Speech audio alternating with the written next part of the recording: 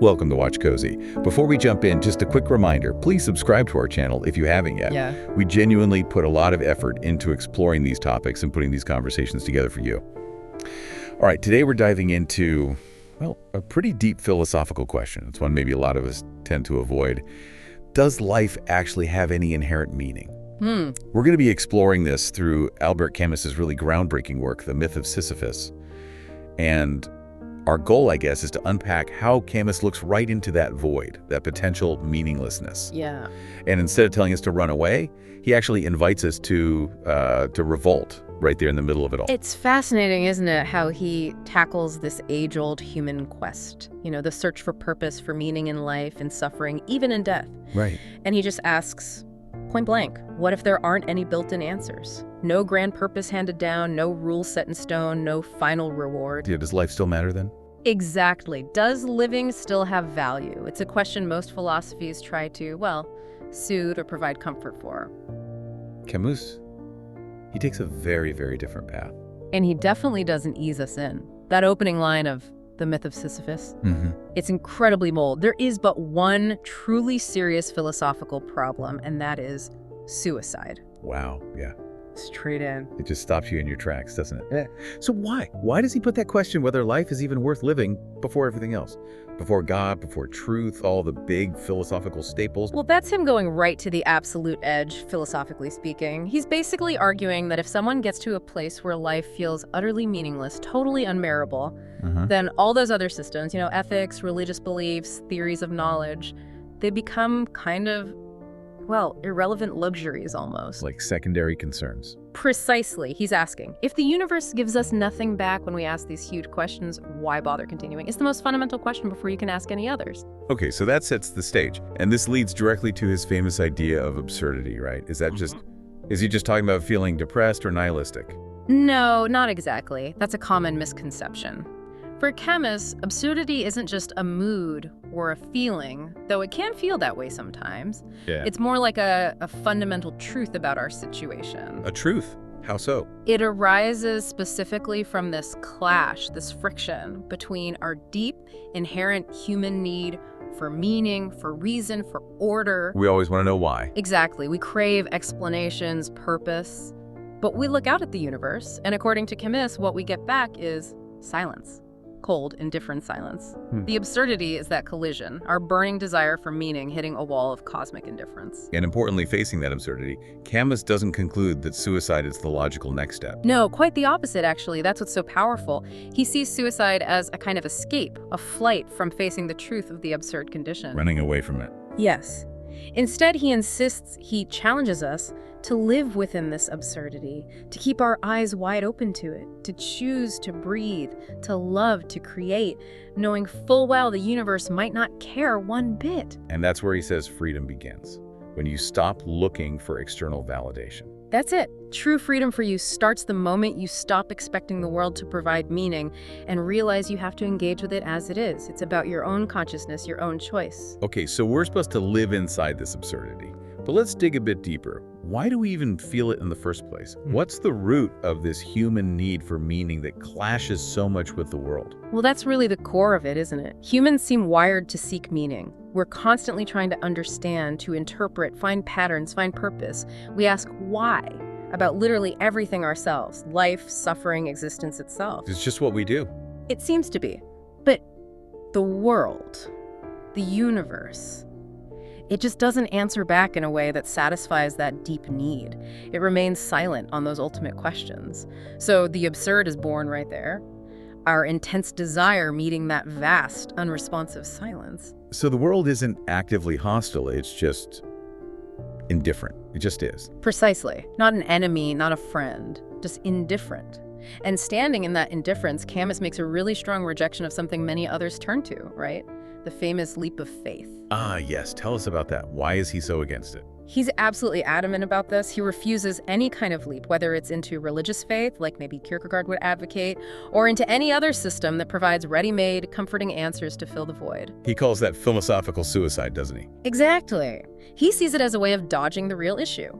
trying to paper over the cracks of absurdity with beliefs that can't be rationally justified by the silent universe. For Camus, relying on faith or invented meanings is a kind of intellectual dishonesty. A betrayal of the truth of our situation. That's how he frames it. He thinks we shouldn't try to escape the absurd reality, however uncomfortable it is. We shouldn't replace that honest, raw confrontation with a comforting illusion. That demands a lot, that kind of radical honesty. Why insist on it so fiercely? Because Camus believes that's the only way to live authentically, to look absurdity straight in the face, acknowledge it, and then decide how to live. Not by denying it, not by surrendering to despair, but by living truthfully with it. Living absurdly but consciously. That's the phrase. And that conscious awareness, that refusal to look away, that's the absolute foundation for understanding how Camus thinks we should live. It sets up everything else. Okay, so no inherent meaning, no leaps of faith. How on earth do we live then? This is where Camus brings in the idea of the absurd man, right? Someone who doesn't flee or give up. Exactly. The absurd man, or absurd hero, is the figure who fully embraces this condition. They live intensely aware of the meaninglessness and maximize their experience of life. So it's not about despair. It's not nihilism. Not at all. That's the crucial turn. The absurd man doesn't say, oh, no meaning, so nothing matters. It's the opposite. It's more like, okay, precisely because nothing has inherent pre-given value. I am utterly free to choose my own values, to create my own meaning through my actions and experiences. The lack of external rules becomes the source of radical freedom. And he gives examples of this kind of person. He does. He paints these pictures of absurd archetypes, people who live life quantitatively, you could say, experiencing as much as possible, like the actor. The actor, how so? Think about it. On stage, an actor lives hundreds of different lives, embodies countless roles. They don't seek one single ultimate self. They multiply their existence through performance, embracing the variety of human potential. Okay, I see that. Who else? Then there's a conqueror, or maybe we could say the aware warrior. Yeah. This isn't someone trying to achieve some lasting historical victory or save the world for posterity. No. Their focus is on action, on exerting their will now. They engage with the world intensely, embrace power and struggle for the experience itself, knowing it's transient. Their revolt is in the present engagement. Living fully in the moment, aware of the limits. Exactly. And third, he talks about the artist. For Camus, the absurd artist isn't creating for fame or immortality or to teach a moral lesson. Then why create? For the pure act of creation itself. To capture a fragment of life, to shape something from the raw material of existence, it's an affirmation of life's vibrancy. Even if that life and the art itself are ultimately fleeting, the creation is the meaning they make. Interesting. The actor, the conqueror, the artist, they're quite different figures. Yeah. What's the common thread that makes them absurd heroes for Camus? What truly unites them is that they live with their eyes wide open. They know there's no ultimate guarantee, no cosmic safety net, no final judgment that gives their actions eternal weight. They accept the terms.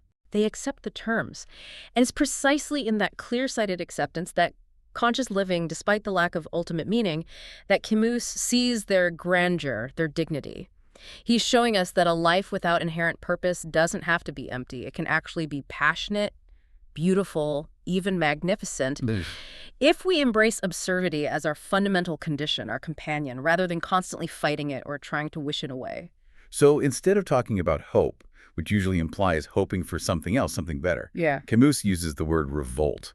That feels like a very deliberate, strong choice. It is. Revolt for Camus isn't about overthrowing governments necessarily. It's a metaphysical revolt. It means constantly, consciously maintaining awareness of the absurd clash. It's living within that meaninglessness without appealing to hope or future rewards, but doing so with passion, with freedom, and with defiance. Defiance again. Defiance against the temptation to give in, either to despair or to illusion. It's a continuous yes to life, even with its absurd parameters. It's an active stance. And this very idea of active conscious revolt leads us directly to his most famous symbol. Ah, yes, the man on the rock. Sisyphus. Sisyphus. The Greek myth, right?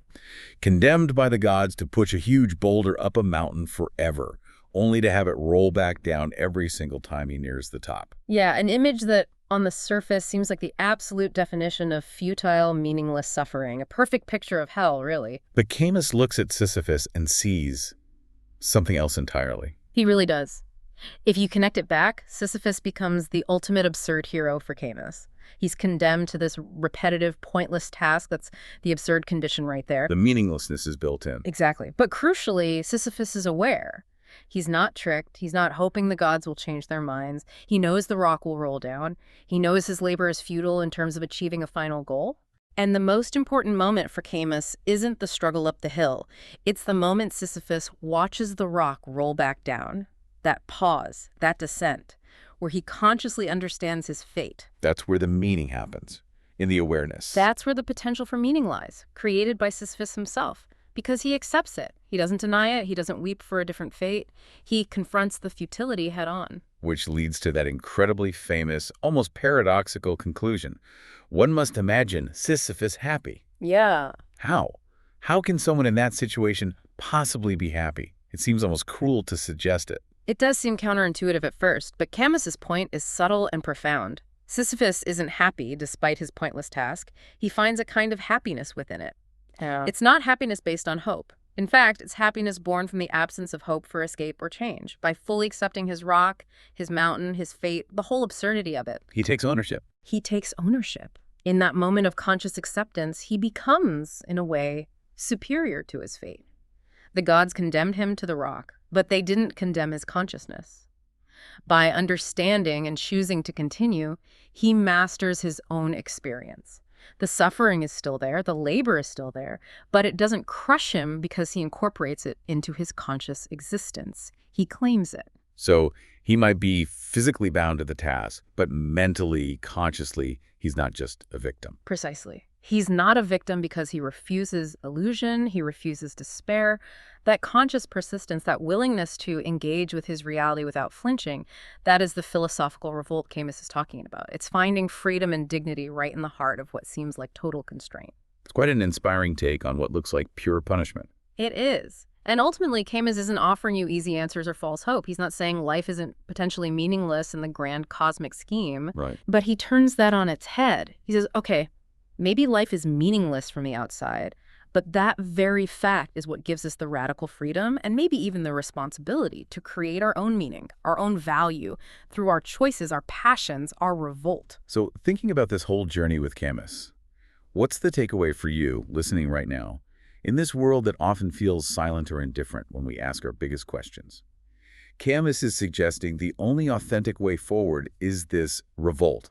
Yeah. It's about carrying on, but with awareness, saying yes to life with all its bumps and bruises and potential lack of an ultimate point. Sisyphus, then, isn't just some poor guy stuck in a myth. He becomes the symbol of, well, of us, maybe. Of the potential for modern freedom, finding meaning not out there somewhere, but generating it from within precisely by facing the absurdity. Maybe the universe is silent, and maybe we all have our own stones to push routines, struggles, unanswered questions. We certainly do, but what Camus seems to be saying is we don't have to let that silence be the only sound. We can fill it with our own voices, through the choices we make, the things we create, the way we consciously engage with our lives, through that revolt, that insistence on living fully, even without guarantees.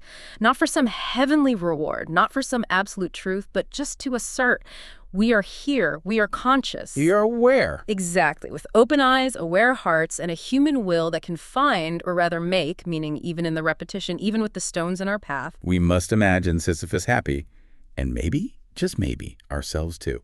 Lots to think about there. What part of this resonates most with you? Keep pondering, keep exploring.